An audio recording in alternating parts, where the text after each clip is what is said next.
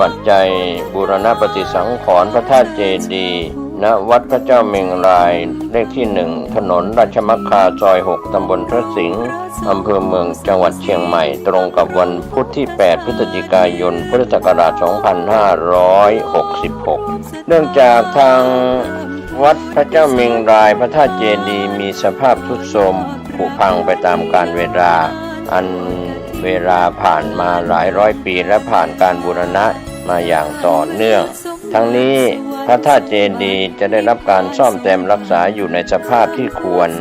และมีศิลปะความสวยงามตามแบบอนุรักษ์นิยมจึงเชิญชวนพุทธศาสนิกชนร่วมทำบุญบูรณปฏิสังขรณ์พระธาตุเจดีย์ตามกำลังแห่งศรัทธาเพื่อสืบทอดอายุพระพุทธศาสนาก็มีกำหนดการทำบุญทอดกฐินตรงกับวันพุธที่8พฤศจิกายนพุทธศักราช2566เวลา 10 นาฬิกาไหว้พระสวดมนต์สมาทานศีล 10 นาฬิกา 20 นาทีทำพิธีทอดผ้ากฐิน 11 นาฬิกาถวายภัตตาหารเพลแด่พระสงฆ์สามเณรพระเทพมังคลาจารย์เจ้าคณะจังหวัดเชียงใหม่เจ้าวาดวัดท่าตอนพระรามหลวงเป็นประธานฝ่ายคฤหัสถ์มีคุณแม่สุนันท์นุชวานิชและกลุ่มสยามบวรเป็นประธานร่วมกับคณะกรรมการและคณะศรัทธาของวัดพระเจ้าเมงรายทุกครัวเรือนเป็นกรรมการก็เป็นส่วนหนึ่งที่เราได้เชิญชวนศรัทธานักศีลนักบุญทั้งหลายร่วมบุญทำบุญทอดกฐินสามัคคีสอบถามรายละเอียดและร่วมทำบุญได้ที่พระครูใบดิกาจรินธรรมสโรผู้รักษาการเจ้าวาดวัดพระเจ้าเมงราย0970737520สร้างเหตุความร่ำรวยด้วยกฐินทานลำพา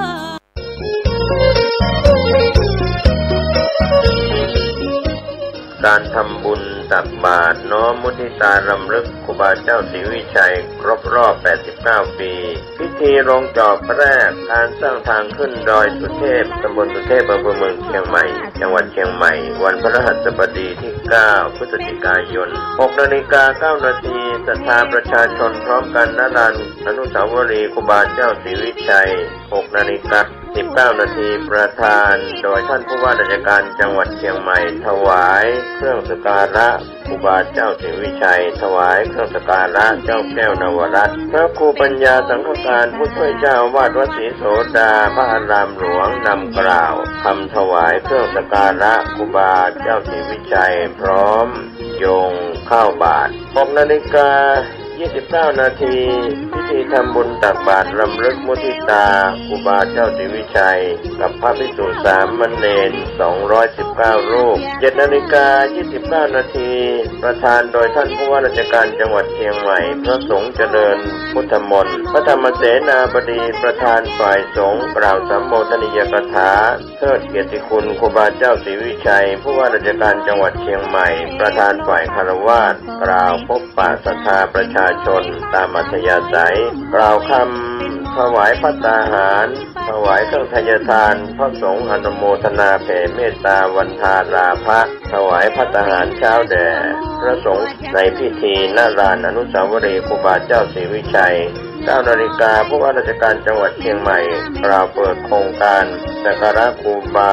รักษาห้วยแก้วท่านสิริพรสิริโสดาผู้อำนวยการสำนักงานคุมประพฤติจังหวัดเชียงใหม่กล่าวรายงานวัตถุประสงค์ของโครงการผู้ว่าราชการจังหวัดเชียงใหม่กล่าวให้โอวาทสมาชิกผู้ถูกคุมเจ้าหน้าที่สำนักงานคุมประพฤติจังหวัดเชียงใหม่อาสาสมัครคุมประพฤติจังหวัดเชียงใหม่นำสมาชิกผู้ถูกคุม70 คนออกบริการสังคมพัฒนาทำความสะอาดรอบอนุสาวรีย์ครูบาเจ้าศรีวิชัยและนำตกห้วยแก้วตามโครงการสักการะครูบารักษาห้วยแก้วเป็นเสร็จพิธีอย่าลืม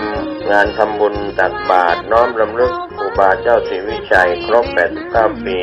ที่ลงจอบแรกสร้างทางขึ้นดอยสุเทพอำเภอเมืองเชียงใหม่จังหวัดเชียงใหม่พฤหัสบดีที่ 9 พฤศจิกายนช่วงเช้า 6 นาฬิกาเป็นต้นไปเชิญท่านร่วมงานนี้โดยพร้อมเพรียงกันขึ้นไปถึงจะได้ถึงจะปักเตาไฟขึ้นไปง่าย สวัสดีครับท่านผู้ฟัง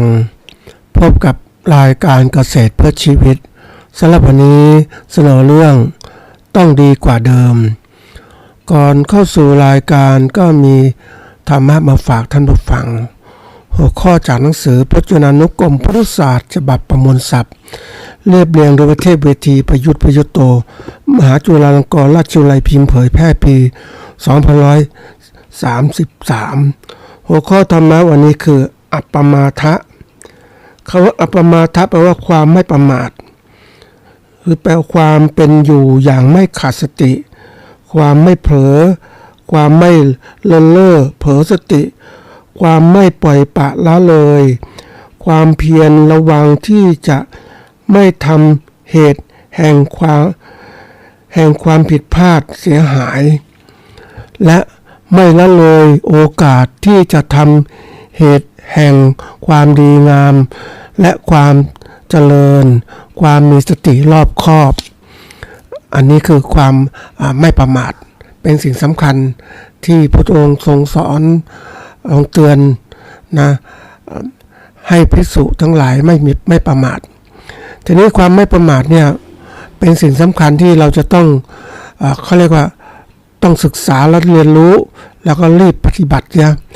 ทีนี้ก็มีคำหนึ่งที่พระธรรมมงคลญาณหรือหลวงพ่อวิริยังศิรินทโลท่านกล่าวไว้ว่าความมีชีวิตอยู่นี้ถือว่าดีแล้วแต่จะดีกว่านั้นนะแต่จะดีกว่านั้นก็เรียกว่าก็ต้องทำประโยชน์ก็เพราะว่าเอาชีวิตนี้ไปทำประโยชน์นี่มีชีวิตเนี่ยต้องดีกว่าก็คือเอาชีวิตไปทำประโยชน์เนี่ยนะก็มีคำกล่าวเหมือนกันว่าประโยชน์นี่ต้องมองถึงประโยชน์ในภพนี้และภพหน้าด้วยเพื่อให้คนมองอะไรต่างๆให้กว้างไกลขึ้นถ้ามองสั้นๆมองเอาแค่นี้ก็ไม่หวังอะไรมากมายแต่ว่าไม่ได้เผื่อไว้ข้างหน้าเพราะนั้นเวลาคนจะทำอะไรก็ต้องคิดถึงข้างหน้าด้วยว่าภพหน้ามันยังมีอยู่บางคนบอกว่าภพหน้ามองไม่เห็นก็เอาเป็นวันว่า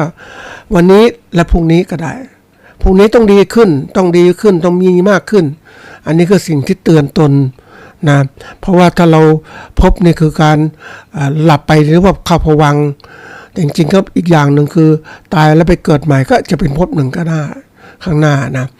วันนี้ก็มีหัวข้อหนึ่งที่เอามาฝากท่านผู้ฟังนะก็เป็นเรื่องที่เตือนความคิดให้ทุกคนได้รับจักคิดเพื่อที่จะรับสิ่งต่างๆที่เกิดขึ้นข้างหน้านะเพราะว่าจริงๆแล้วเรียกว่าคนเราเนี่ยเขาเรียกมีภัยอันตรายต่างๆมากมายทีเดียวนะภัยในอนาคตเหล่านี้ที่มีอยู่5ประการได้แก่ความชราความเจ็บไข้อาหารหายากโจรป่ากำเริบสงแตกกันเนี่ยเพราะก่อนแต่สิ่งอันไม่เป็นที่ต้องการไม่น่าใคร่ไม่น่าชอบใจนั้นจะมาถึงเราจะรีบทำความเพียรเพื่อถึงสิ่งที่ยังไม่ถึงเพื่อบรรลุสิ่งที่ยังไม่บรรลุเพื่อทำให้แจ้งและสิ่งที่ยังไม่ทำให้แจ้งเสียโดยเร็วอันนี้ก็อยู่ในเขาเรียกว่าอยู่ในพระสูตรนะก็หัวข้อนี้ก็สอดคล้องคือเรื่องของว่าต้องดีกว่าเดิมนะดีกว่าเดิมเนี่ยทำอะไรต้องดีกว่าเดิมมาดูความหมายซะก่อนว่านะดีกว่าเดิมคืออะไรนะครับคำว่าต้องดีกว่าเดิมเนี่ยคำว่าต้องเนี่ยนะแปลว่าถูกเป็นคำกริยาช่วยบอกความแน่ใจหรือบังคับเนี่ยต้องแน่ใจหรือบังคับดีมีหลายความหมายนะแต่ทีนี้เอาความหมายที่เรียกว่าเป็นคำขยายเพราะว่ามีลักษณะที่เป็นไปในทางที่ต้องการน่าปรารถนาน่าพอใจนะอันนี้หรือตรงกันข้ามกับร้ายนะอันนี้คำว่ากว่าเนี่ยเป็นคำวิเศษเพราะเกินนะเดิมเนี่ยก็คือเป็นคำวิเศษเหมือนกันว่าแรกและเก่าแล้วก็ก่อนนะรวมความหมายแล้วต้องดีกว่าเดิมก็คือว่าต้องนะแน่ใจบังคับนะบังคับให้เรียกว่า ให้ทำสิ่งที่ต้องการหรือสิ่งปรารถนาเนี่ยให้เกินให้มากเกินนะกว่าที่เป็นอยู่มาก่อนนะเราจะทำอะไรแล้วแต่ต้องคิดตรงนี้เป็นตัวตั้งมันต้องดีกว่าเดิมคนเราส่วนใหญ่มองแต่เดิมก็เพราะว่ามันดีกว่าเดิมไหมวันนี้ถ้าเป็นเด็กเป็นอะไรก็รู้สึกดีกว่าเดิมละเดี๋ยวก็โตขึ้นทีนี้มาถึงว่าไปเรียนหนังสือก็ดีขึ้นตัวใหญ่ขึ้นทำงานมากเรียนมากขึ้นสูงขึ้นทีนี้มาถึงวัยทำงานเนี่ยโอเคแล้วว่ามันต้องดีขึ้นทำงานก็ก้าวหน้าขึ้นแล้วนั่นก็เสียเริ่มหมดเวลาทำงานก็เตรียมเราดีขึ้นไหมตอนนี้จะดีขึ้นยังไงดูมองร่างกายก็ไม่ชัดแล้วตอนนี้เริ่มชราลงแล้วแต่ถ้าเรามีตัวที่ดีขึ้นกว่าเดิมคือสิ่งที่เราเก็บไว้ทรัพย์สมบัติเงินทองต่างๆก็มีมากขึ้นเพราะดอกเบี้ยก็เพิ่มขึ้นอะไรเพิ่มขึ้นอะไรต่างๆญาติพี่น้องก็มีมากขึ้นลูกหลานก็มีมากขึ้นนี่มันเป็นสร้างกำลังใจนะเพราะว่าสิ่งที่เราทำไว้เนี่ยมันจะดีขึ้นแม้แรงกายภาพเราก็ลดลงแต่ว่าสิ่งที่เราทำไว้เนี่ยบางคนก็รู้สึกความสุขใจได้มองสิ่งเห็นสิ่งที่ตัวเองสร้างไว้ว่าเผื่อไว้ข้างหน้าว่ามันสำเร็จนี่นะกุฏิวิหารศาลาได้สร้างไว้แล้วก็ภูมิใจแม้ร่างกายชราแต่ว่ากุฏิก็มีมูลค่าคนเข้ามาใช้บริการใช้นู่นนี่นั่นก็สิ่งที่ทำให้เราอุ่นใจความอิ่มเอิบใจก็จะมีมากขึ้นสุขใจก็มีมากขึ้นทีนี้มาถึงว่าดีกว่าเดิมในที่นี้ก็ให้ความสำคัญเกี่ยวกับเรื่องของการประกอบการของผู้ที่ทำอาชีพเกษตรแล้วก็ประกอบการเกษตรนะเพื่อจะให้ดูเพื่อเป็นตัวกระตุ้นคือความสำคัญของเรื่องนี้ก็คือว่าหัวข้อนี้ก็คือว่าคือเป็นคำที่เปรียบเทียบในการประมาณนะประมาณตัวเองนะก็เขาเรียกว่าดูว่าสิ่งที่เราทำเนี่ยมันดีไหมคำเหล่านี้เป็นการกระตุ้นนะต้องดีกว่าเดิมเนี่ยก็คือกระตุ้นให้รู้จักปรับปรุงนะพัฒนากิจการต่างๆให้ดีขึ้นทั้งด้านความคิดและการกระทำต่างๆดีขึ้นรู้จักใช้ความรู้ใหม่ๆมาใช้หรือเทคโนโลยีใหม่ๆมาใช้ให้มันดีขึ้นนะเราจะเห็นความเปรียบเทียบสมมุติเราทำการเกษตรหรือยังใช้แรงงานสัตว์แรงงานเครื่องจักรกลหรือเดี๋ยวนี้ใช้แรงงานของเรียกเครื่องจักรกลที่ทันสมัยควบคุมด้วยเขาเรียกวิทยุบังคับนะมันจะทำให้เราไม่ต้องทำงานหนักอยู่ห้องแอร์ก็สามารถควบคุมการทำงานได้เนี่ยสบายอายุเราจะยืนนี่คือการที่ว่าต้องทำให้ดีกว่าเดิมเราจะพอใจเดิมไม่ได้หรอกเดี๋ยวนี้มันต้องเปลี่ยนนะแล้วแต่แล้วเนี่ยการเปลี่ยนแปลงเนี่ยก็ต้องกระตุ้นว่าการเปลี่ยนแปลงมันเร็วขึ้นการกระทำก็เร็วขึ้นเพราะฉะนั้นเราต้องเปลี่ยนแปลงให้มันดีขึ้นกว่าเดิมนี่ทุกเรื่องที่เราทำต้องดีขึ้นนะเราจะเฉยชาเรื่อยๆไม่ได้แล้วบางคนเขาบอกว่ามันบางทีมันก็อย่างที่บอกว่าเรานั้นพอใจและสุขใจกับอาชีพที่ตนเองมีอยู่โหสบายอย่างการเกษตรแบบพอกินพอใช้ก็สบายแล้วไม่ต้องเดือดร้อนอะไรนะก็คิดอย่างเงี้ยนะแล้วก็ไม่คิดจะปรับตัวโลกมันเปลี่ยนนะท่านผู้ฟังโลกมันเปลี่ยนอันนี้เราก็คิดว่าเราอยู่สุขใจและสบายกับการเกษตรอย่างที่เราทำอยู่เนี่ยพอแล้วสบายแล้วมีกินมีใช้แล้วก็คิดว่าสิ่งต่างๆมันเสื่อมโทรมลงตลอดเวลานะมันเสื่อมลงค่าของเงินก็มากขึ้นแล้วค่าของเงินไม่ใช่มากขึ้นนะท่านผู้ฟังคือค่าของเงินตัวถ้าเป็นตัวเงินมันลดลงสมมติแต่ก่อนเราซื้อก๋วยเตี๋ยว3 บาทมันก็ขึ้น5 บาทตอนนี้ขึ้นเป็น50 บาทต่อหนึ่งชามเนี่ยเห็นไหมมันเปลี่ยนค่าเงินมันลดเพราะนั้นสิ่งที่เรามีอยู่เนี่ยมันก็เปลี่ยนไปอีกทีนี้บางคนบอกว่าราคาที่ดินแพงขึ้นสิ่งทรัพย์สินเกษตรกรแพงขึ้นมันแพงขึ้นแต่ถามว่ามันแพงแล้วเสร็จแล้วค่าครองชีพก็แพงคนเราน่าจะคิดถึงจะมองเลยนะเรามองที่การกระทำของเราดีกว่าทรัพย์สินวางไว้ก่อนทรัพย์สินมันของตายตัวอยู่แล้วมันจะขึ้นลงแต่ดูว่าเราทำงานเนี่ยเราดูจริงๆเวลาเราทำการเราดูที่ผลการประกอบการทำแล้วเนี่ยมีกำไรไหมนะมีกำไรมากไหมหรือขาดทุน เราต้องพิจารณาตรงนี้ก่อนนะท่านผู้ฟังบางคนบอกว่าไม่เป็นไรฉันมีที่ดินเป็น50-60ได้ถึงขายฉันก็สบายถามว่าสบายจริงหรือเปล่าเพราะคุณก็ขายทรัพย์สมบัติไปนะไม่เคยคิดว่าเฮ้ยเราต้องมีสมบัติให้ลูกให้หลานแต่เราเหมือนกับว่าใช้สมบัติพ่อแม่ที่สร้างไว้สร้างความสุขตัวเองถ้าเราสร้างด้วยตัวเราเองว่าน่าภาคภูมิใจใช่ไหมท่านผู้ฟังน่าภาคภูมิใจเราสร้างสมมุติว่าเราหาทรัพย์มาซื้อที่นาเพิ่มขึ้นซื้อที่ดินต่างๆซื้ออาคารบ้านช่องมากมายนั่นคือสิ่งที่เราทำงานนั่นคืออะไรนั่นคือทรัพย์สินที่เราเอาเงินไปลงทุนซื้อไว้และมันมีมูลค่าเพิ่มขึ้นทีนี้เราทำธุรกิจแล้วเรามองว่าธุรกิจคือที่เราทำคือกิจการที่เราหากำไรเวลาเราคิดเนี่ยก็คือว่าเรามองสิ่งที่เราทำขนาดนี้นะถ้าเราไม่เป็นผู้ที่ทำอสังหาริมทรัพย์เนี่ยนะเราทำมาหากินปลูกทำอาชีพเกษตรแล้วก็ดูเฮ้ยสิ่งที่เราทำนั้นมีกำไรไหมหรือขาดทุนอย่างไรนะต้องคิดตลอดนะท่านผู้ฟังที่เอาหัวข้อนี้มาพูดเพราะว่าได้สนทนากับผู้ที่เขาเรียกว่ามีชีวิตคำว่าชีวิตคือความเป็นอยู่มีเป็นอยู่อย่างสะดวกสบายสนุกสนานเพลิดเพลินนะทำอะไรก็ได้ทำตามใจของฉันแต่ลืมไปว่าโลกมันเปลี่ยนนะตัวอย่างเช่นนะโลกนักดนตรีคือคนนี้เขาแทนที่จะเรียนในอาชีพที่เขาเก่งๆแต่เขาไปสนุกสนานเพลิดเพลินกับดนตรีก็เล่นไปเรื่อยๆที่มันวัยมันชราขึ้นมันเล่นไม่สู้กับเด็กรุ่นน้องไม่ได้นะแล้วก็ตัวเองมาเล่นดนตรีอย่างนี้มันก็ไปไม่ไหวท่านผู้ฟังแล้วถามว่าเล่นมาแล้วเนี่ยเงินทรัพย์สินต่างๆเก็บไหมไม่ได้มองถึงวัยข้างหน้าเนี่ยคนเราไม่ได้มองละเป้าหมายจะต้องคิดแล้วถ้าคนเราไม่คิดเนี่ยมันก็เลยพลาดไปท่านผู้ฟังที่สุดมาถึงเกือบจะ50 ปีไปแล้วเนี่ยถามว่ามีอะไรบ้างจะ60 ปีแล้วจะเป็นไงบ้าง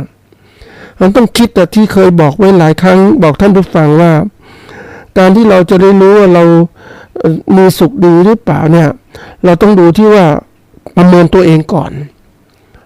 จำไว้เสมอท่านผู้ฟังเรามีประโยชน์ไหมเราทำประโยชน์หรือยังสมมติว่าให้คิดเสมอนะท่านผู้ฟังอย่างที่บอกว่าภัยเนี่ยมันจะเกิดขึ้นกับเราความแก่ชราความเจ็บไข้อาหารหายากจะเกิดขึ้นกับเรานะโจรป่าหรือสงแกะกันอย่างนี้ก็เกิดขึ้นได้ทีนี้เรามาดูแค่ความแก่ชราความเจ็บไข้ต่างๆเราต้องดูตอนนี้แหละเวลาทำอะไรต้องคิดข้างหน้าด้วยประโยชน์ปัจจุบันและประโยชน์ในภพหน้าหรือวันข้างหน้าด้วยเป็นยังไงมันพอไหมวิธีการที่เราจะคิดตรงนี้ก็บอกว่าอัตราส่วนของความอยู่รอดนะทางตัวเราเองถ้าเราคิดถึงความอยู่รอดของตัวเรานะจำไว้เสมอเราอยู่รอดไม่ใช่หวังพึ่งพาลูกหลานพึ่งพาคนอื่นนะพึ่งพาตัวเราเองเราดูทรัพย์สินเงินทองเรามีมากไหมทรัพย์สินมีเท่าไหร่สมมติเราวิธีการคำนวณง่ายๆก็คืออัตราส่วนระหว่าง BC กับ ratio ผลประโยชน์กับสิ่งที่เราต้องลงทุนไปนะประโยชน์ที่ได้รับเนี่ยประโยชน์ที่มันมีอยู่เนี่ยเรามีตอนนี้เรามีทรัพย์สินเงินทองรายได้เป็นตัวเงินต่างๆเนี่ยคูณมาเป็นตัวเงินเท่าไหร่แล้วก็หารด้วยการใช้จ่ายต่อวันของเราเนี่ยสมมติว่าเวลา500 บาทต่อวันกินข้าวเที่ยวไปโน่นนี่ไป500 บาทเฉลี่ย500 บาทต่อวันเนี่ยหารเงินสมมติเรามีเงินอยู่2 ล้านหารด้วย500 บาทต่อวันเราจะมีชีวิตอยู่สักกี่วันก็ดูสิเราถ้าเรามีชีวิต20 ปีต้องเงินเท่าไหร่แล้วคูณมาเท่าไหร่เพราะนั้นเวลาทำอะไรต้องคิดถึงตรงเนี้ยเขาเรียกความอยู่รอดทางตัวเราซะก่อนเราจะอยู่รอดได้กี่วันถ้าเราไม่ทำมาหากินในปัจจุบันเรามีทรัพย์สินเงินทองเก็บมากพอไหมมันจะเป็นตัวกระตุ้นทำให้เรารู้จักว่าเฮ้ยหาคิดเผื่อเป็นข้างหน้าไปเจอคนที่เขาขายของท่านผู้ฟังเขามีความสุขกับการขายของตั้งแต่เด็กๆเขาไม่เรียนหนังสือนะก็พ่อแม่ตายก็อาชีวิตรอดจากการขนของขายช่วยคนนู้นนี่เขาเสร็จแล้วก็มาขายของไปเรื่อยขายของเลยแล้วครอบครัวก็ไม่มีก็ทิ้งไปแล้วก็ไปมันเหมือนไม่พอใช้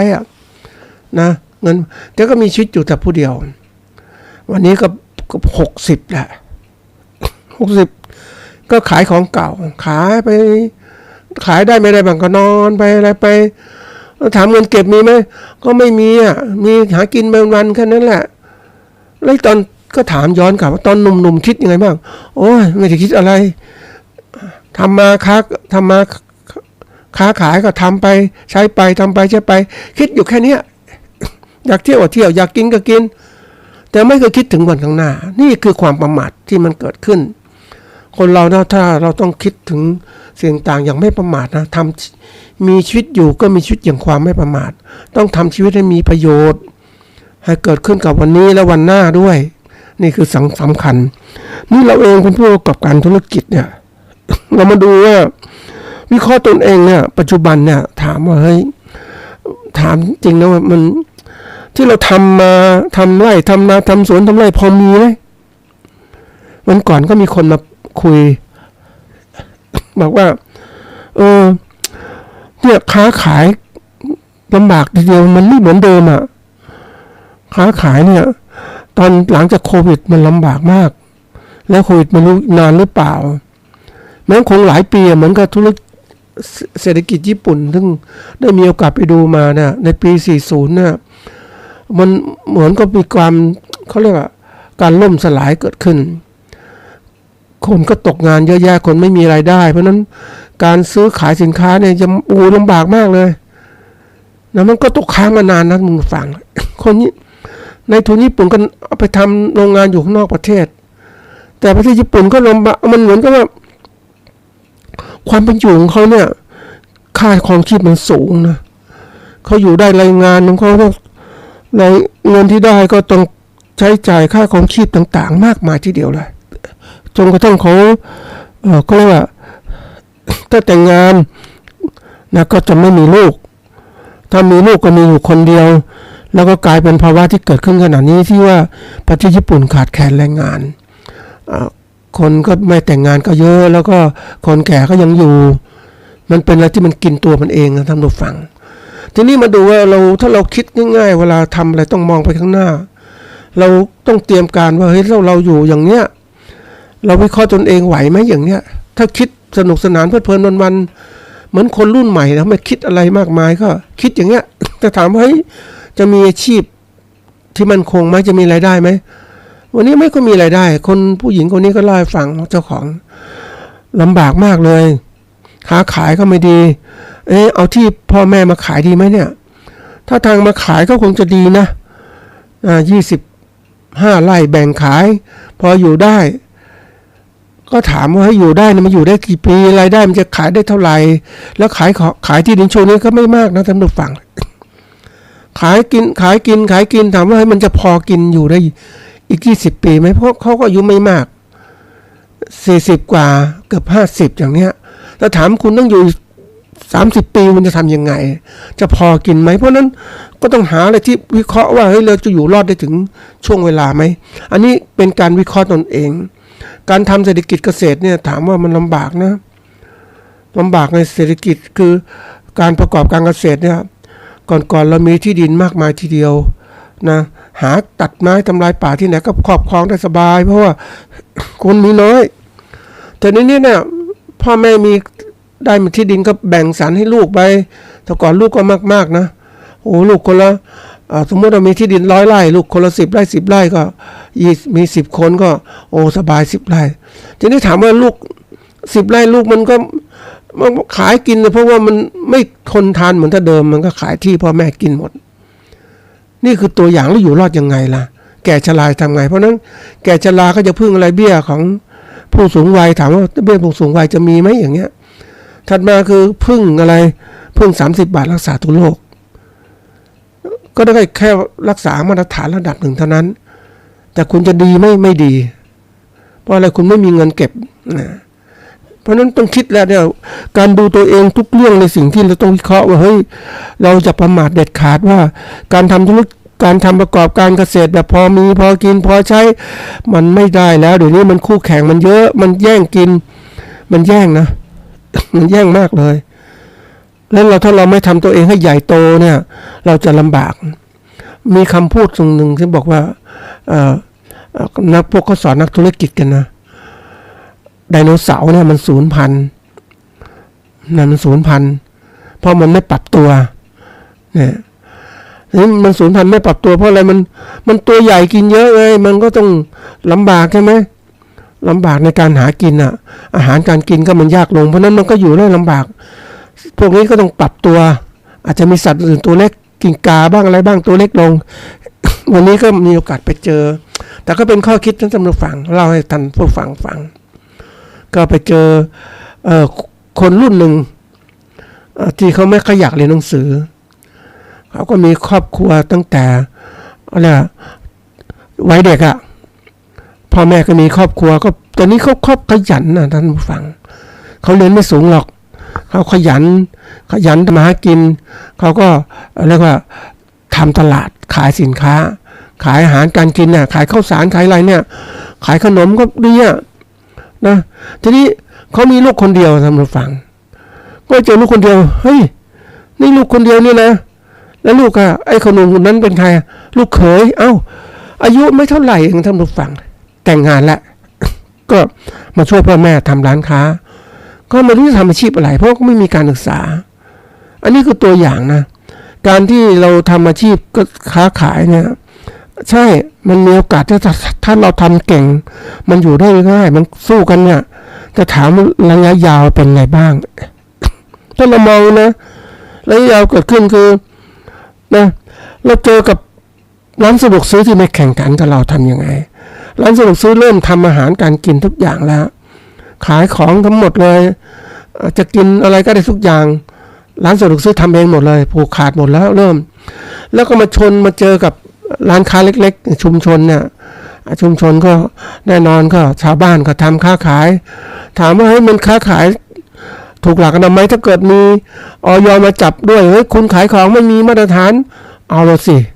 ร้านค้าเล็กๆก็ลำบากใช่ไหมนี่คือสิ่งที่จะเกิดขึ้นข้างหน้าหรืออาจจะบอกอุ้ยไม่ถูกสุขค่ะทำไมนะขายไม่ได้เนี่ยทำยังไงเพราะฉะนั้นการค้าขายมันลำบากนะท่านผู้ฟังถ้าพิจารณาคู่แข่งของเราเนี่ยมันลำบากเราอยู่ยากคือมองไปข้างหน้าแต่นี่คนมีการศึกษาไม่มากเนี่ยก็มองไม่เห็นโลกที่จะเปลี่ยนแปลงเนี่ยมันนั่นเป็นสิ่งสำคัญที่เราต้องรู้ว่าเราต้องเปลี่ยนแปลงคืออันนี้หนึ่งดูตัวเราแล้วนะว่าเราธุรกิจของเราเป็นยังไงตัวเราเป็นยังไงนะอันต่อมาคือดูว่าเป้าหมายของเราเป็นยังไงดูเป้าหมายเนี่ยวันนี้ครับดูเป้าหมายของเราเนี่ยเราอยู่รอดได้ไหมเมื่อกี้วิเคราะห์เขาเรียกว่าจำนวนทรัพย์สินบวกเงินทองต่างๆสะสมต่างๆทั้งหมดเนี่ยทรัพย์สินเป็นตัวเงินแล้วหารด้วยค่าใช้จ่ายต่อวันเนี่ยนะเราจะเหลือสักกี่วันแล้วถ้าลูกหลานเกิดขึ้นมาลูกคนอื่นมาแย่งกินเราจะเหลือเท่าไหร่ท่านผู้ฟังนะนี่คนต้องคิดแล้วว่าเราเป้าหมายของเราเป็นยังไงเราเริ่มต้องตั้งเป้าหมายเลยว่าเราอยากอยู่รอดระดับอยู่รอดอยู่ดีมั่นคงยั่งยืนต้องเตรียมการต่างๆได้ไงต้องหาวิธีการนะท่านผู้ฟังเพราะว่าวันนี้มันคิดช้าๆไม่ได้แล้วต้องคิดนะเพราะฉะนั้นเราจำเป็นจะต้องมีการปรับตัวเองนะดูเขาเรียกว่ารู้เป้าหมายแล้วก็มาดูแลว่าเราต้องการเป้าหมายเรามาดูตัวเองต้องรีบดำเนินการดำเนินการเราต้องดำเนินการอย่างนักธุรกิจนะท่านผู้ฟังที่พูดกับท่านผู้ฟังเนี่ยอยากให้ท่านผู้ฟังมีความคิดเป็นนักธุรกิจไม่อยากให้มีความคิดแบบเดิมๆหรือบางคนแค่นี้เขาจะก็อยู่รอดฉันก็พอใจแล้วนั่นมันคิดกันได้ท่านผู้ฟังแต่ความเป็นจริงไม่เกิดมันแค่ฝันเห็นคนฝันมาเยอะท่านผู้ฟังฝันว่าฉันกินทำมาหากินแบบนี้อยู่รอดได้อะไรได้มันเยอะไปหมดอ่ะแต่เราไปคิดของฝันไปดูของการฝันของนักธุรกิจอ่ะเขาฝันก็ทำฝันเป็นจริงนะนักธุรกิจจะคิดธุรกิจเลยทำอะไรมีกำไรนะแต่เขาทำนี้เป็นกำไรพวกเขาก็เติบโตใช่ไหมเติบโตแล้วเราเป็นยังไงบ้างถ้าเราฝันก็กลายเป็นฝันหวานแล้วฝันไปไม่เคยคิดที่พัฒนาธุรกิจของเราเนี่ยมันไปไม่ได้ท่านผู้ฟังมันไปไม่ได้เพราะเราต้องแข่งขันนะมาดูการคิดง่ายๆเนี่ยเพื่อการอยู่รอดแล้วนะเมื่อกี้นี้ทีนี้อยู่ที่เราจะชนะได้เนี่ยเราอยู่ยั่งยืนได้เนี่ยอยู่ดีแล้วชนะได้มั่นคงเนี่ยต้องมีการแข่งขันเพราะว่าแข่งขันเนี่ย กับผู้ประกอบการแบบเดียวกับเราหรือเกษตรกรเดียวกับเราแล้วแข่งขันเนี่ยเราชนะไหมเราแข่งขันในธุรกิจตัวนี้ผู้ประกอบการรายใหญ่ๆมาทำธุรกิจเกษตรเยอะแยะเนี่ยแล้วแข่งขันก็ไหวไหมนะยิ่งแข่งขันไม่ไหวนะยิ่งเจอปัญหาเนี่ยท่านผู้ฟังไปเจอหลายอย่างเนี่ยอย่างเขาพูดถึงว่ามีไปเจอว่านี่สินของครูเกิดขึ้นจากครูเนี่ยใช้จ่ายครูก็มีฐานะดีนะแต่ถ้าครูใช้จ่ายทรัพย์สินเงินทองเนี่ยเกินตัวก็กลายเป็นหนี้เป็นสินใช่ไหมแต่ที่นี่มาถึงตัวเกษตรกรเองเนี่ยเป็นหนี้สินเพราะอะไรรู้ไหมมีหลายปัจจัยเลยนะตัวสำคัญตัวหนึ่งคือว่านะทำประกอบการที่ความเสี่ยงสูง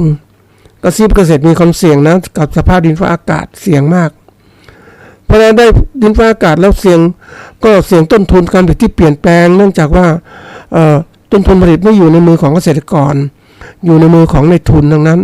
นะปุ๋ยยาฆ่าแมลงเมล็ดพันธุ์พืชต่างๆ พลังงานน้ำมันนะอยู่ในทุนหมดเลยเราซื้อเข้ามาหรือเช่าเข้ามาแล้วแต่เนี่ยนี่มาเสี่ยงอย่างหนึ่งคือเรื่องของการตลาดเขาบอกว่าตัวที่หนี้สินเกษตรกรเกิดขึ้นก็เพราะว่าถูกพ่อค้าคนกลางเอารัดเอาเปรียบนี่ตัวสุดท้ายตรงนี้ท่านผู้ฟังตัวใหญ่มากเลยเพราะนั้นเกษตรกรต้องมีความเสี่ยงมีหนี้สินสูงใช่ไหมนี่คือตัวสำคัญเราต้องแข่งขันกับตรงนี้ทำยังไงต้องจัดการเพราะนั้นวันนี้ถ้าเราจะแข่งขันคิดว่าทางเกษตรต้องบอกว่าแข่งขันต้องชนะด้วยกลยุทธ์ต่างๆเรามีพันธมิตรทางธุรกิจคือเป็นสหกรณ์เป็นชุมชนเกษตรกรแล้วแต่แล้วชุมชนผู้เชื่อมผู้บริโภคต่างๆต้องทำอย่างนี้นะแล้วก็ต้องแยกมิตรศัตรูให้เป็นบางทีมิตรศัตรูที่มาแข่งกันเกษตรกรเนี่ยนะมันก็เป็นในทุนต่างๆมาอย่างนู้นอย่างนี้มาให้เกษตรกรเป็นเครือข่ายเป็นนู่นเป็นนี่ก็ให้แย่งธุรกิจนั่นแหละนะนี่มันก็ถ้าเราแยกไม่เป็นปุ๊บเราก็ลำบาก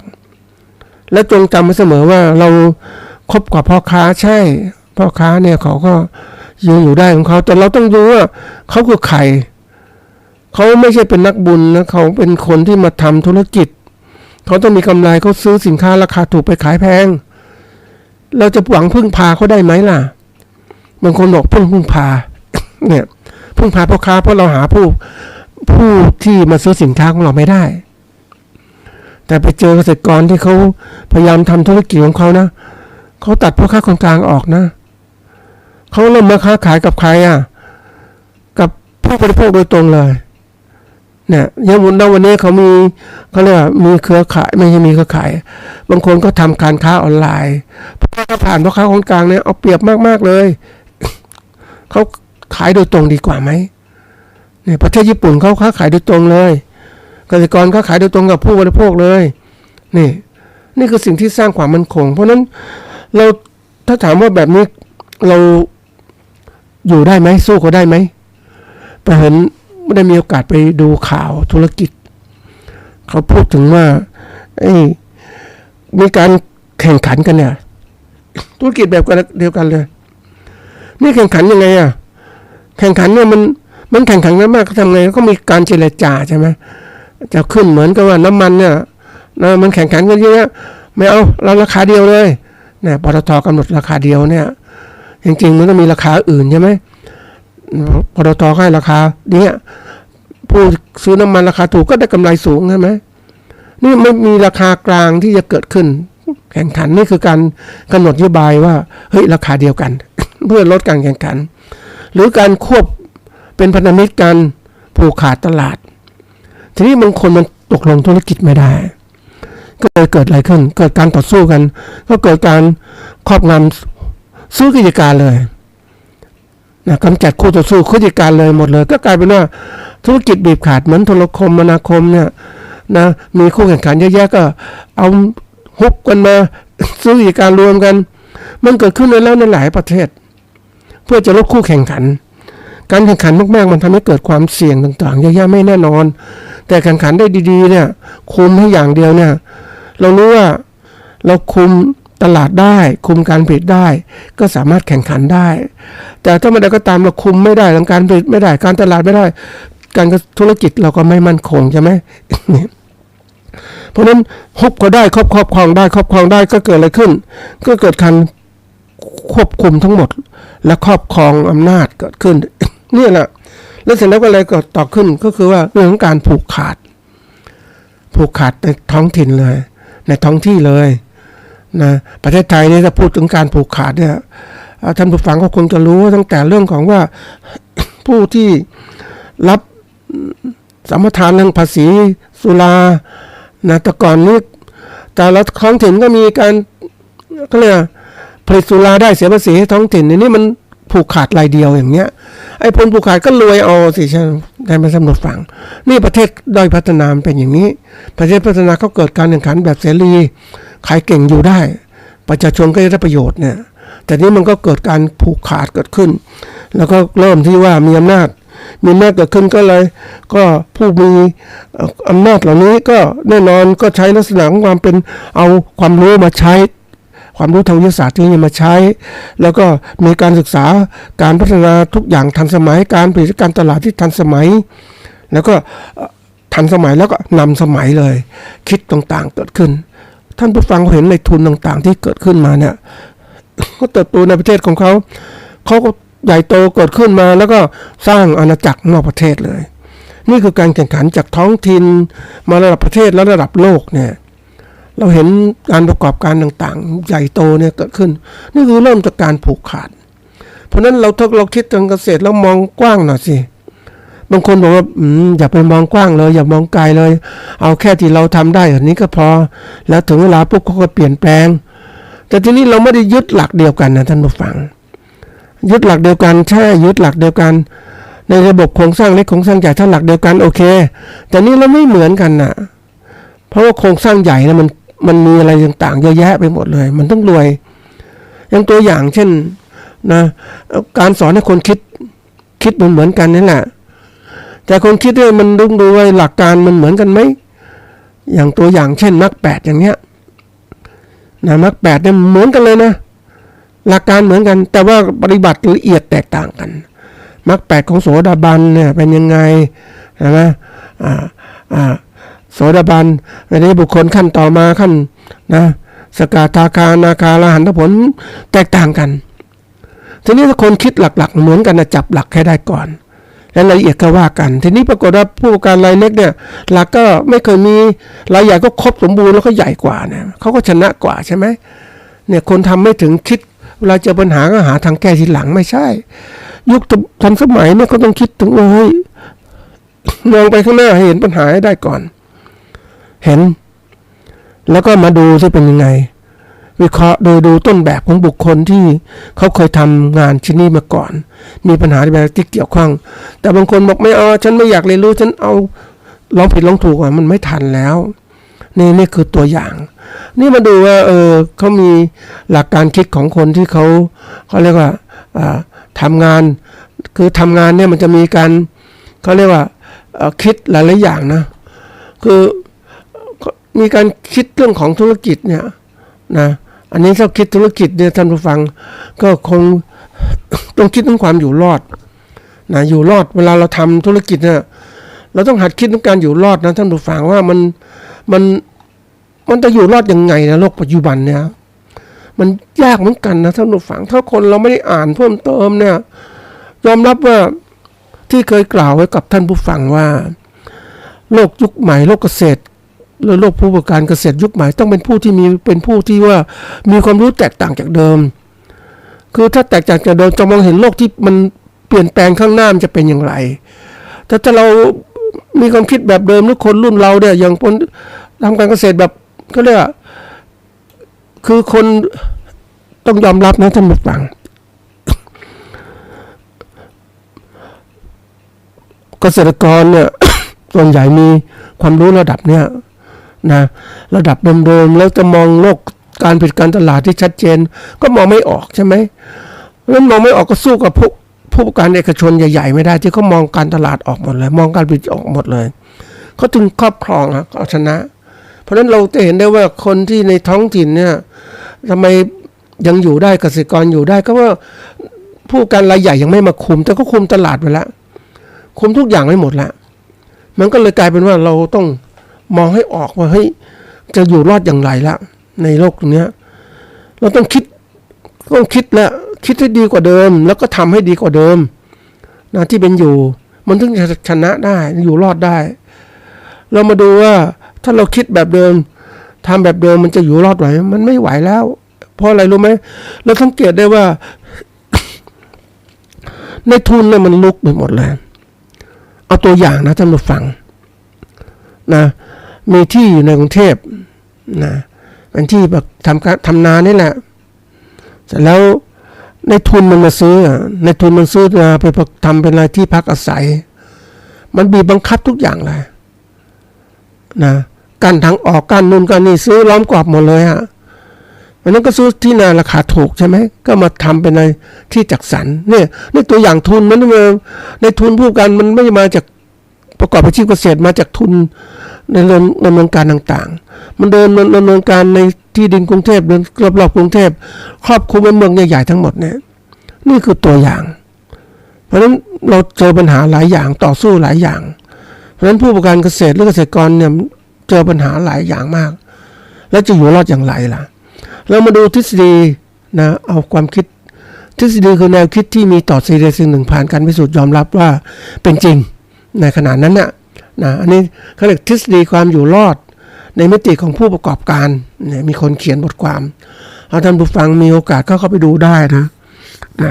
ก็ทำให้เรารู้ว่ามันจะอยู่รอดอย่างไรล่ะ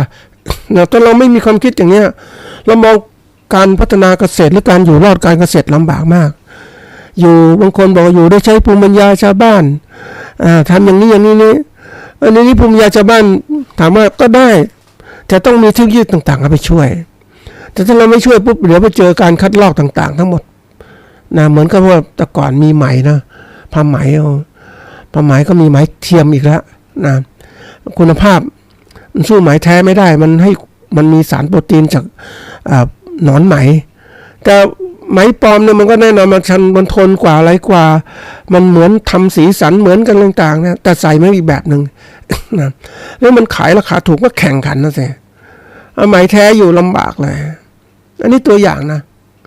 นี่มันเหมือนกับว่าบางครั้งธุรกิจของเราเนี่ยมันต้องคิดในแง่ธุรกิจจะมาคิดเอาแนวคิดเดิมๆมาต่อสู้กับนักธุรกิจมันอยู่ยากนะเขาคุมตลาดทั้งหมดที่มาดูความอยู่รอดเนี่ยความอยู่รอดคืออะไรเป็นความสามารถของสิ่งการดำเนินการของชีวิตหนึ่งที่อยู่รอดในโลกที่เปลี่ยนแปลงถ้าอยู่รอดได้เนี่ยเก่งนี่ที่มันมีแนวคิดว่าทฤษฎีว่าเป็นทฤษฎีของเขาว่าความอยู่รอดเป็นคำที่มาจากทฤษฎีของดาร์วินอธิบายถึงกลไกการคัดสรรโดยธรรมชาติเป็นแนวคิดทางวิทยาเนี่ยที่บอกว่าผู้เข้มแข็งที่สุดที่ผู้จะสามารถอยู่รอดได้เฮอร์เบิร์ต สเปนเซอร์เนี่ยเป็นผู้ที่ใช้คำเนี้ยเป็นคนแรกที่ใช้วลีของดาร์วินว่าผู้เข้มแข็งที่สุดคือผู้ที่จะสามารถอยู่รอดได้หลังจากเขาเขียนดาร์วินเขาเขียนก็เรียกว่าThe Origin of Species เขียนไว้นานแล้วปี1964อธิบายที่ดีต่างๆทั้งหมดทีนี้คนก็มาพยายามเอาแนวคิดต่างๆนี่มาใช้เพราะว่าที่ดาร์วินก็พูดว่าการคัดเลือกโดยธรรมชาติที่เกิดขึ้นเขาบอกการคัดเลือกโดยธรรมชาติคัดเลือกจริงๆคัดเลือกตั้งแต่เรื่องของการตั้งแต่เราเกิดมาเกิดมาแล้วอยู่รอดยังไงแข่งขันในการเรียนยังไงการต่อสู้ในมัธยมยังไงการอุดมศึกษายังไงแล้วจบมาแข่งขันในการทำงานแข่งขันในการประกอบธุรกิจเป็นยังไงอยู่รอดทีนี้คนที่อ่อนแอแน่นอนก็ย่อมที่จะต้องสู้ไม่ไหวก็กลายเป็นผู้ใช้แรงงานไปอันนี้คือเรื่องจริงที่เกิดขึ้นนี่แนวคิดต่างๆเนี่ยในเรื่องของคนก็มีพัฒนาแนวคิดทางวิทยาศาสตร์ชีววิทยาแล้วเนี่ยก็มาความคิดที่ว่าก็บอกว่าเอามาเรื่องของสังคมการอยู่รอดชีวิตก็ต่อมาก็มือก็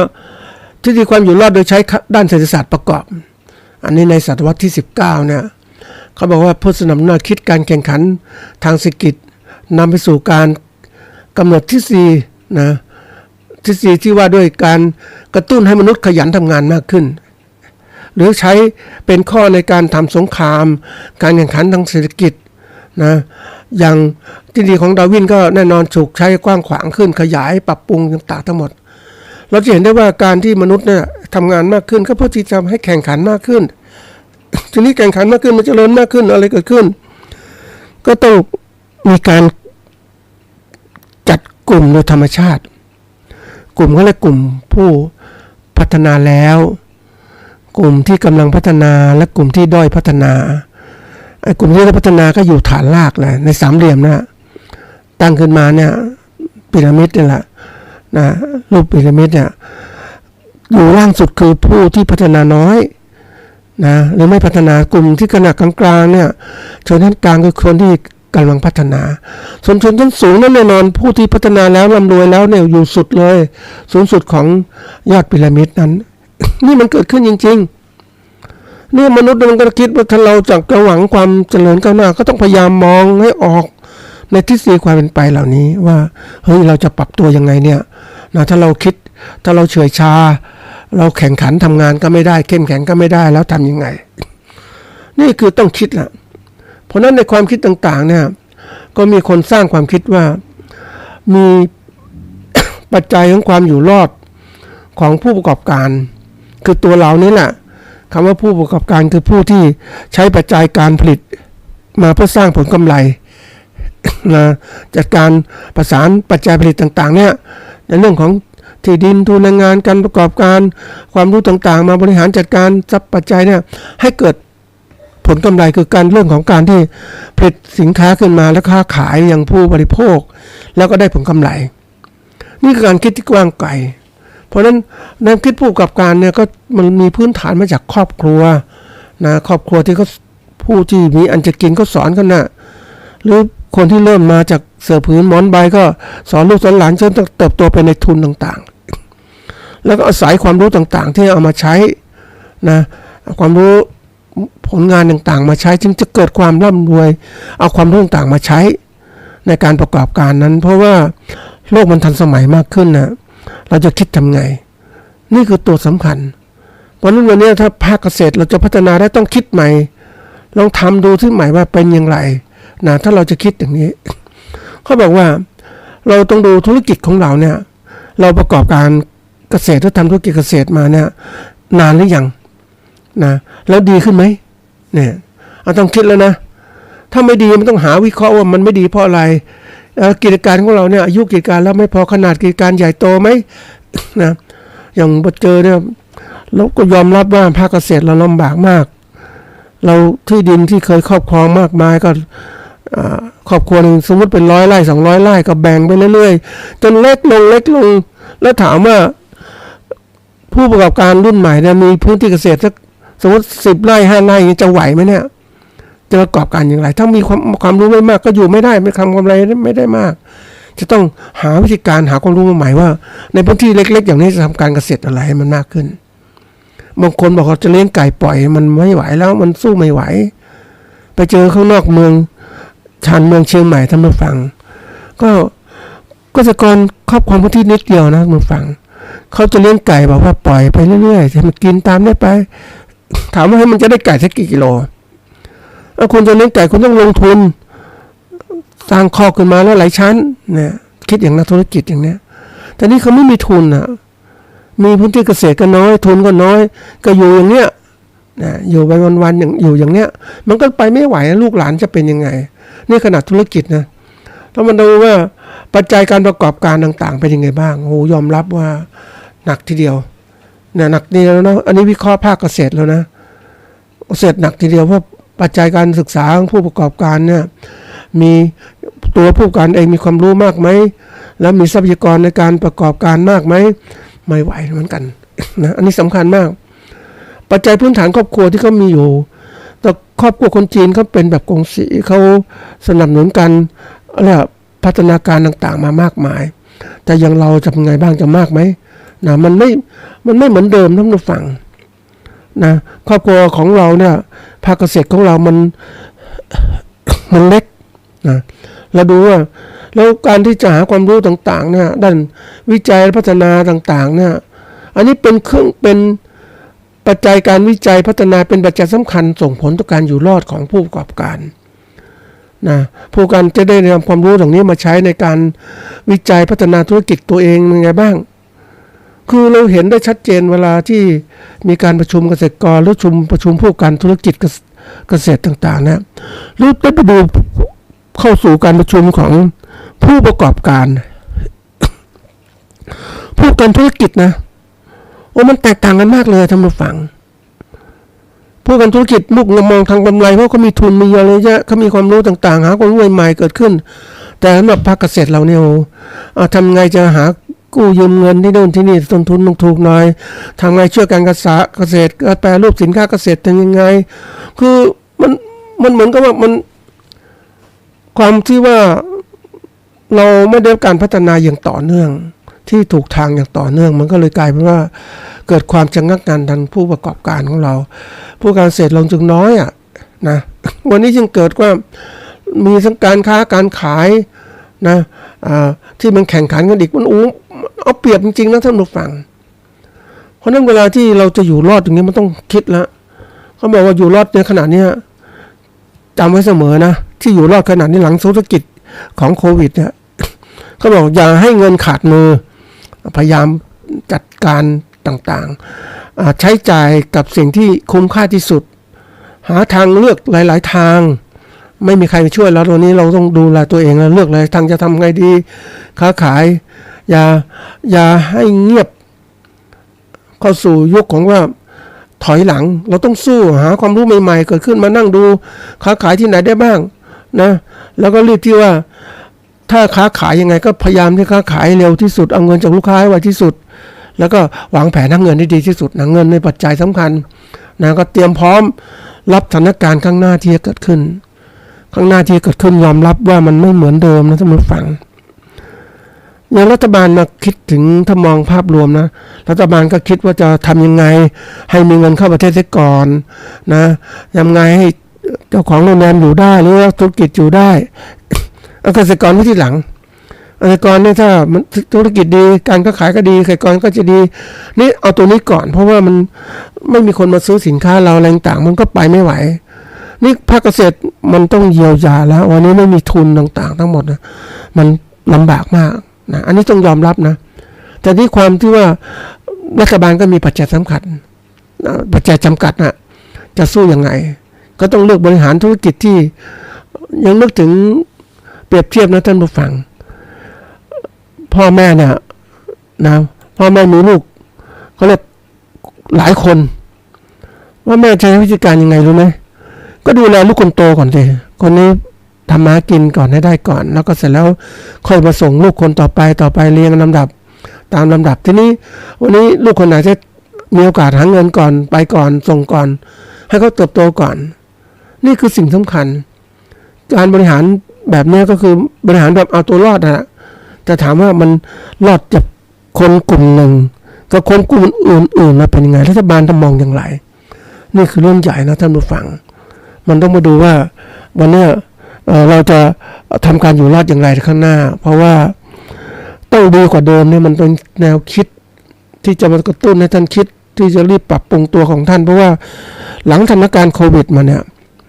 นะการซื้อขายสินค้าเกษตรเราลำบากต้นทุนก็ผลิตเราก็สูงตลาดก็ถูกจำกัดแล้วก็เป็นข้ออ้างของนายทุนที่บอกไม่มีนักท่องเที่ยวมาอะไรมามันซื้อขายสินค้าเกษตรได้ยากก็ต้องกดราคาหน่อยมันเสี่ยงนี่คือตัวสำคัญและผู้ที่รับความเสี่ยงที่สุดคือเกษตรกรถูกเอาเปรียบตลอดเวลาวันนี้ต้องหาทางออกละรีบประหยัดยังไงทางมากประหยัดแล้วก็รีบจับจ่ายใช้สอยที่เหมาะสมยังไงนะรีบหาช่องทางไปเจอคนหนึ่งเขาค้าขายนะฝรั่งนะปรากฏว่าฝรั่งคือถ้าส่งในทุนคงได้ไม่เท่าไหร่ท่านมาฟังกิโลนึงก็สัก20 บาทเงี้ยแต่เขามาค้าขายเองกิโลละ35 บาทเขาถึงผู้บริโภคแต่จะมีเกษตรกรอย่างนี้กี่คนนะท่านผู้ฟังที่จะเอาผลไม้ของตัวเองมาขายน้อยจริงๆนะเพราะฉะนั้นความที่ว่าเขาอยู่ในชนบทเนี่ยอยู่ในท้องที่มันลำบากในการที่จะทำการทุกสิ่งทุกอย่างได้เพราะฉะนั้นวันนี้ต้องพยายามที่จะหาทาง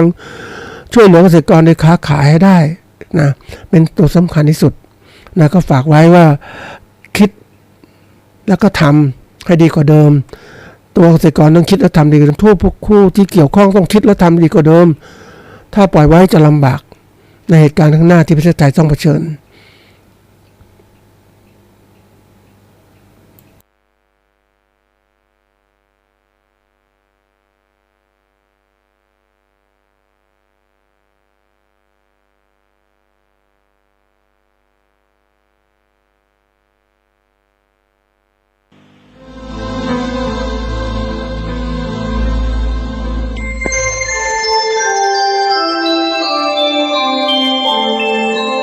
ขณะนี้ท่านกำลังฟังสถานีวิทยุกระจายเสียง FM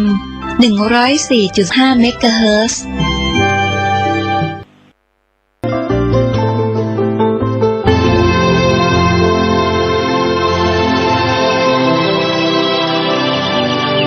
วันนี้เป็นวันพระ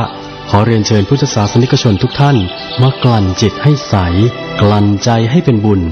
ด้วยการให้ทานรักษาศีลและเจริญจิตภาวนาน้อมจิตให้เข้าถึงพระรัตนตรัย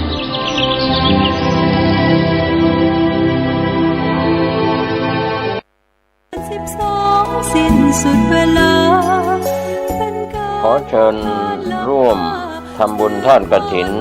สมทบทุนปัจจัยบูรณปฏิสังขรณ์พระธาตุเจดีย์ณวัดพระเจ้าเมงรายเลขที่ 1 ถนนราชมัคคาซอย 6 ตำบลพระสิงห์อำเภอเมืองจังหวัดเชียงใหม่ตรงกับวันพุธที่ 8 พฤศจิกายน พุทธศักราช 2566 เนื่องจากทางวัดพระเจ้าเมงรายพระธาตุเจดีย์มีสภาพทรุดโทรมผุพังไปตามกาลเวลาอันเวลาผ่านมาหลายร้อยปีและผ่านการบูรณะมาถูกยิงเรียก1669ถูกแทงเรียก1669อุบัติเหตุจราจรเรียก1669ช็อกหมดสติเรียก1669ปวดท้องคลอดฉุกเฉินมีน้ำเดินตกเลือดเรียก1669เจ็บป่วยฉุกเฉินและบาดเจ็บจากอุบัติเหตุเรียก1669รวดเร็วปลอดภัยมีประสิทธิภาพบริการ24ชั่วโมงแม่น้ำปิงแหล่งน้ำสำคัญของชาวเจียงใหม่มาเป็นระยะเวลาเมินนานมาเดี๋ยวนี้มีการทิ้งขยะและน้ำเสียลงในแม่น้ำปิงมีการถมตี้